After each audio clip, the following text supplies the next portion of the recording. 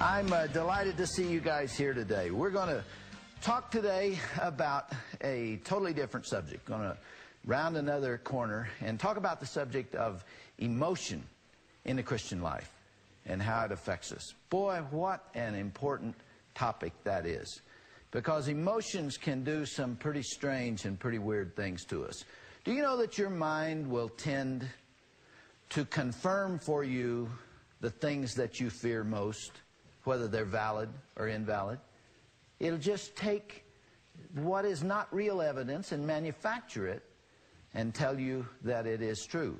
I have a friend who was a Marine in Vietnam, and those guys, you know, they're thought of as tough and macho and everything, but they're like you and me. They don't want to die. They don't want to get blown apart. They're frightened when they get into situations like that. And the first night when they arrived in Vietnam, they took them into the Viet Cong area, a stronghold for the Viet Cong, and they put them on a little hill and told them to hold that hill and dig in. And the sun began to go down. And these guys are terrified, as you and I would be. They're surrounded by the enemy, and they don't know when they're going to attack. And the enemy knows they're there, but they don't know where the enemy is. Somewhere about 1:30 or 2 o'clock in the morning, the Viet Cong attacked. And there was an incredible firefight. It started with machine guns over on one side, and then it spread around the whole perimeter, all kinds of firepower, and the whole world lit up, flares and everything else. They fought all night long, the first night they were there, all night long.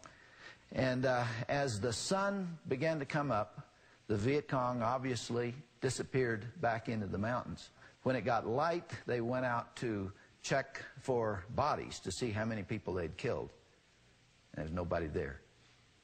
There was not one dead body out there, because they'd imagined the whole thing. The Viet Cong had not even attacked. They hadn't been there. Someone got jittery and nervous, began firing over on one side, scared everybody else, and from there on they fought the night and won. But there was no real evidence to that. It's interesting how many times that happens. It happened to my parents when they were older, and I was married and gone, and they lived in Pasadena. And this was at the time when Charles Manson and his crew were killing people. Have you ever read about Charles Manson? He was a mass murderer before you all were born, or at least about the time you were born. And he was in Southern California, and he had what he called the family. Really crazy kids, young people, and they would go in, and I think they killed 4, 5, 6 people just for the fun of it. And then about a week later, they killed the LaBianca family, which was a grocer and his wife there in Southern California. Terrified the people in Southern California, including my parents and especially my mother. My mother was a very emotional lady, and she was pretty well convinced that Charles Manson and company were going to pay a visit to her house in the next night or two. And so there was just that general apprehension. Well, they went to bed one night, and about 2 o'clock in the morning, Manson arrived. There was a big thump in the kitchen and woke my mom and dad up. And my mom said, "Did you hear that?" And my dad said, "Yeah, I heard it. Did you hear it?" And they lay there with their hearts thumping. You ever done that? Wake up in the middle of the night and you're aware something's going on. You don't know what it is, but you heard something. And so without turning on the lights, they got up and walked through the bedroom. Their bedroom door was shut. And they went to that door. Now you see a very great difference between my mother and my father. My father's natural impulse would be to go out there and confront them. I don't know what he would have done at 60 years of age if he'd bumped into Charles Manson, but that's his impulse, was to go confront the intruder. My mother's impulse was to block the door and hold him out. I don't know how she'd have gotten that done either. But they go to this closed door in the dark, and my dad naturally reaches out for the door to open it so he can go out. And he feels Manson holding it so he can't get out. My mother, her natural impulse is to hold the door, so she puts her foot against the door and all of her weight, and she feels Manson trying to get in. And my mom and dad are there in the dark, pulling against each other and imagining the very worst. Well, when my mother saw that Manson was just coming right through that door and there wasn't anything she could do, she turned loose of the door and she ran to the window and threw up the window and was just getting ready to scream for the whole city of Pasadena to come help her. The moment she let go of the door, my dad was able to go through to the hall. He turned on a light. My mother saw the light, turned around and looked at it, and saw that my dad was out there, and there was nobody there.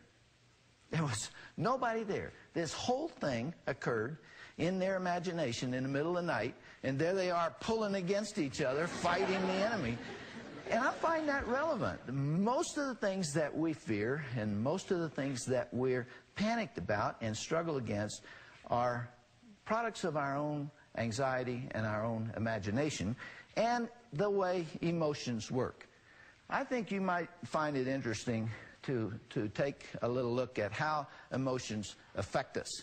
Because emotions, first of all, are cyclical in nature. You aware of that?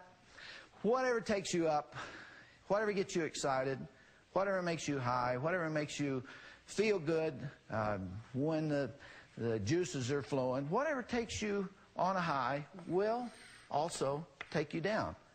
And life is a rhythm. There is a regular rhythm from high to low to high to low. It's a natural ebb and flow. If you watch your emotions, you'll see them swing in that way. Another thing that is interesting to me is that each of us as individuals have our own particular sine curve. Sine curve is an engineering term or mathematics term having to do with this frequency. So that if you have a particular sine curve like that for an individual, the distance from the midpoint to the peak for a given person is about the same as the distance from there down. In other words, if this middle line is the point at which you're neither exhilarated nor depressed, then you get just about as high as you get low. So that in some individuals, you don't have a whole lot of swing at all. They don't get very excited about anything. Kind of person that husband comes home and he tells his wife he's going to buy her a new Porsche, and she says, okay. He comes home and says he's going to take her to Paris for a vacation. She says, fine. You know, there's not a lot of fire there, not a lot of emotion. But she doesn't get very depressed either. She never goes really very low. So there are some people like this who have a very flat fluctuation of their emotions, and they're very steady people. There are others, you know, who are like this. Now, that's not very scientific, but you know people like that. The kind of person that gets up in the morning, and I mean to tell you, they're just thrilled out of their minds because the sun is coming up. You know, they're just excited about life, and it is so thrilling just to have the chance to live, and it's just zippity-doo-dah all day long. I mean, these are the kind of people that weep at supermarket openings. You know, they're just highly emotional people who get into this great exhilaration and this great excitement. Now, you watch the person who gets that high as just a regular function of living. You better stay out of that person's way because they're coming down. It is inevitable because the person who has the capacity to go that high also has the capacity, not many days hence, to go that low. And they get up in the morning and they're depressed and they don't know why.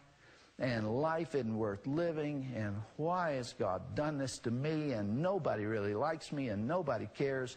And you have the low end of that cycle.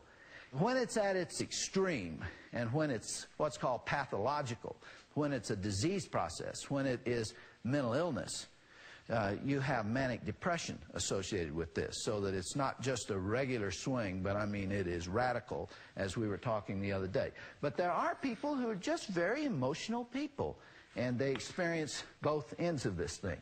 Now, any activity, any human activity that involves our emotions and our feelings will be characterized by that sine curve, by that swing from high to low. One of the things that concerns me about quick marriages, about those that make lifetime decisions like that on the basis of a very short period of evaluation is that they might be getting married before they've experienced the first dip in the relationship. Because marital relationships and romantic relationships are affected by this too, as we were talking about before. So that you have a person who's in the infatuation phase of this thing, and they've met somebody, and they're so excited and exhilarated, and this is the perfect human being, and I've waited all my life for somebody like you, and they're up there on that peak, and they don't know that there's nothing beneath them, and that they're going to come down, and there's going to be this reverberation down here on the low end. And so in marital life like that, there are times when you feel in love with one another. There are times when you feel committed. There are times when you feel loved in return. There are times in the midpoint where you don't feel very much. And there are times when you feel negative. Where's the stability in all that? See, I wrote a book called Emotions, Can You Trust Them? The answer to the question is no. You can't trust your emotions. They fool you, they lie to you, they mislead you, they give you cues and clues that are not accurate and not true. And if you let this determine the decisions of your life, you're going to be blown back and forth by the winds of change, particularly in your relationships with other people.